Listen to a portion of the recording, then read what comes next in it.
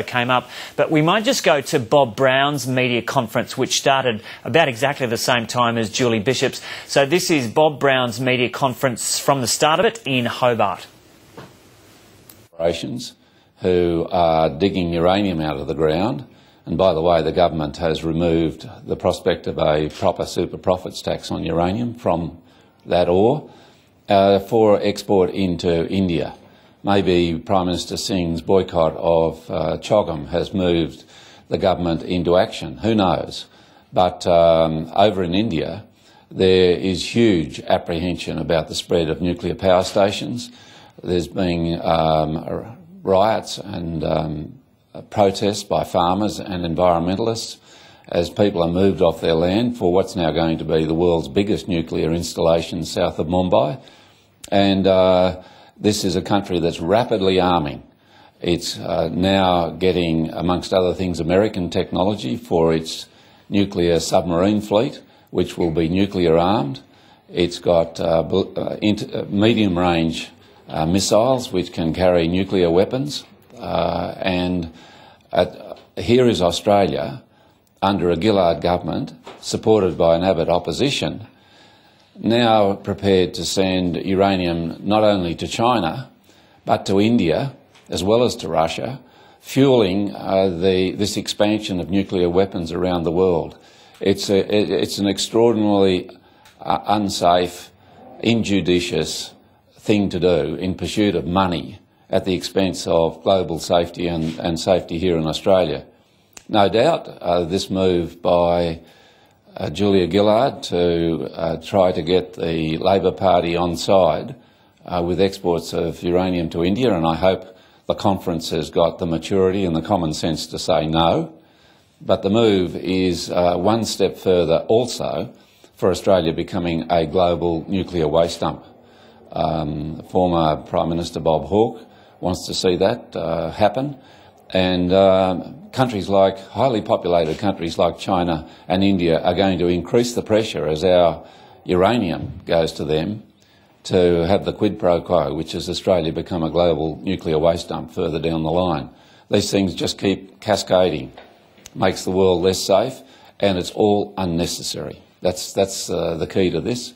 We have alternative technologies which are safe. Nuclear is not going to save the world from climate change, but it is going to make the world a lot less safe. And President Obama, in his great speech on this issue, called for the world to get rid of nuclear weapons. Well, here's Julia Gillard helping fuel the cycle that's creating nuclear weapons in our own region. So if India gives its word that it'll only use the uranium for peaceful purposes, you wouldn't trust it? Well, India broke its word right in 1974 when it exploded its first nuclear bomb. And India has broken its word in not spreading technology. It's given it to Iran in the past, for goodness sake, and is fueling a similar growth of nuclear weapons and nuclear armaments in Pakistan. And we know the potential consequences there. And you cannot divorce Australian uranium from the nuclear weapons industry. Whatever our uranium going, even if it did go only to nuclear reactors, means that frees up the very limited supplies of uranium that India has to put into its nuclear weapons system. Naive then of the government not to think it would be contributing to nuclear weapons? No, it's not naive. The government is doing this with its eyes wide open. It's irresponsible of Prime Minister Gillard, of Martin Ferguson, of the Defence Minister Smith, and the opposition. But that's an irresponsibility we Greens will tackle. And we'll tackle it in the parliamentary debate, however that may be, and we'll tackle it in the public arena. We don't think that the uranium industry, largely foreign-owned, should hold the future safety of this country and our region to ransom in this fashion. What about the idea that India's got to be an economy that we need to do business with in the next few decades? We've been doing business with India. It's going to make no material difference. The same with, we've got to remember here that successive governments now are selling our uranium all over the world. It seems it doesn't matter what the government is or what the nuclear safeguard arrangements are. The uranium gets sold because it's going to make money for friends of this Labor government and the coalition. Big lobbying organisations which are having their way at the expense of the long-range safety of Australia.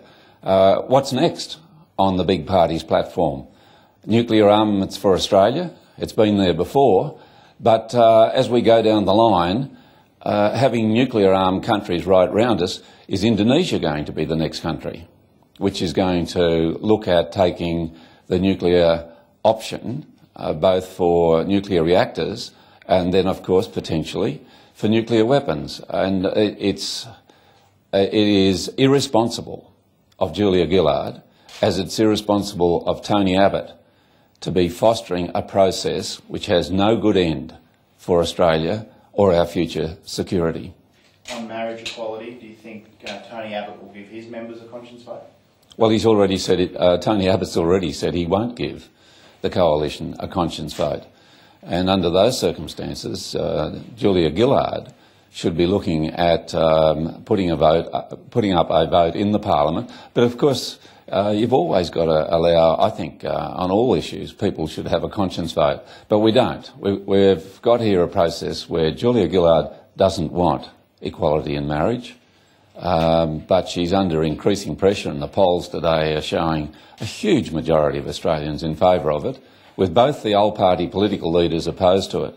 And she's finding a way of, she thinks, having a cake and eating it too, but she's really taking the wedding cake from those people across this country who want to share in the right to a public asseveration of their ability to get married.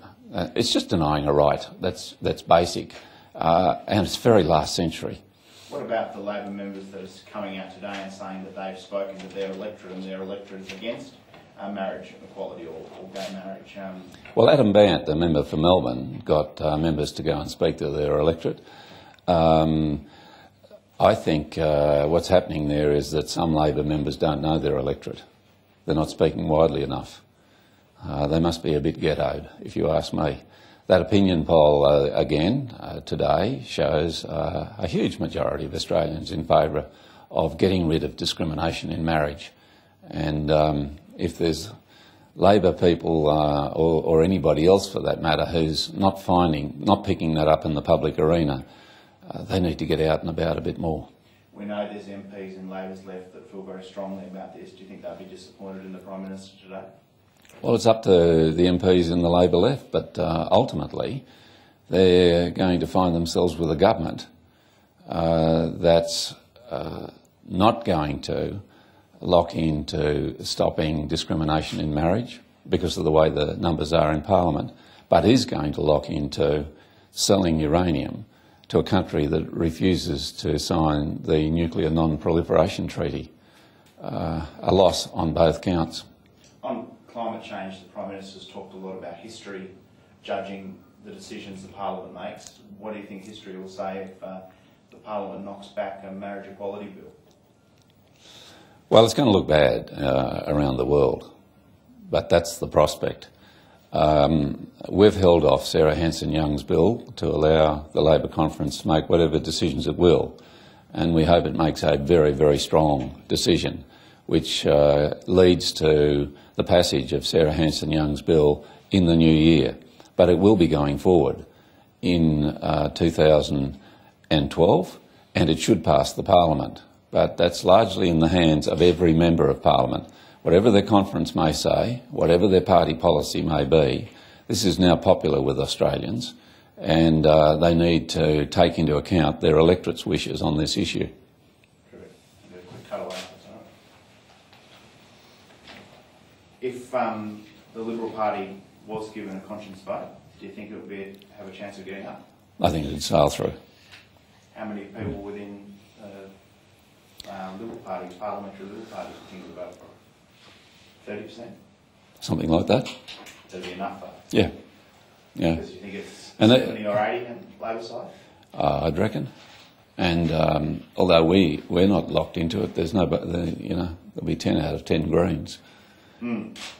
So Chalk those up already. yes, you can have those on side. I think, but I don't think the two independents in the Senate are offside. You don't think they're offside? I do think they're offside. Yeah. But there you go. It might come down to the wire, mightn't it? Well, not if Abbott says they're going to vote as a block. Well, I think some people won't. Will still cross the floor over it. Who feels that strongly, do you think, in coalition? Oh, well, you know, you'd have to ask them, but it's one of those issues. I've had Liberals coming up to me in the Senate now for about 10 years saying they don't agree with their party's policy on this. But they're very soft voiced and always vote the way they're told to. Maybe these days things have changed a bit. Might leave that there. That